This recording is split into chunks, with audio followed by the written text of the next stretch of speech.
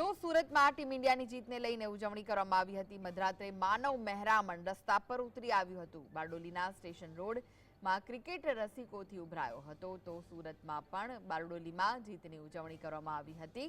Team ઇન્ડિયાએ જે જીત હાંસલ કરી છે, છેલ્લે અંતિમ ઓવરોમાં મેચ પોતાના નામે કરી, તેને લઈને લોકો રસ્તા પર ઉતરી આવ્યા હતા અને જીતની ઉજવણી કરતા જોવા મળ્યા હતા।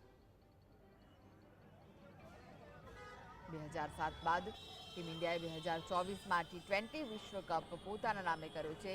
T20 વિશ્વકપ જીતી લીધો છે, ત્યારે અનેક જગ્યાએ જીતનો માહોલ જોવા મળ્યો હતો। જીતની ઉજવણી થઈ રહી હતી। લોકો રસ્તા પર ઉતરી અને ટીમ ઇન્ડિયાની જીતની ઉજવણી કરતા નજરે પડ્યા હતા।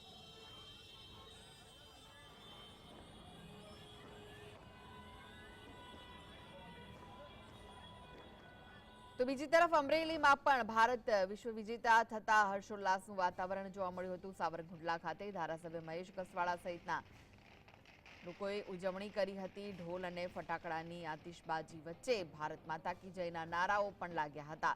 હાથમાં તિરંગા અને ક્રિકેટના કપ સાથે સાવરકુંડલામાં ભવ્ય ઉજવણી કરવામાં આવી। ભારત વિશ્વકપ જીતતા અમરેલીમાં હરખની હેલી જોવા મળી હતી। તો T20 વિશ્વકપ ભારતે અંકિત કરી લીધો છે, ત્યારે અમરેલીમાં પણ જીતના દ્રશ્યો જોવા મળ્યા હતા। જીતની ઉજવણીના દ્રશ્યો, જ્યારે હાથમાં તિરંગો લઈને ફટાકડા ફોડીને વિશ્વકપ પોતાના હાથમાં રાખીને લોકો ઉજવણી કરતા જોવા મળ્યા હતા। લોકોનો ઉત્સાહ સમાતો નહોતો।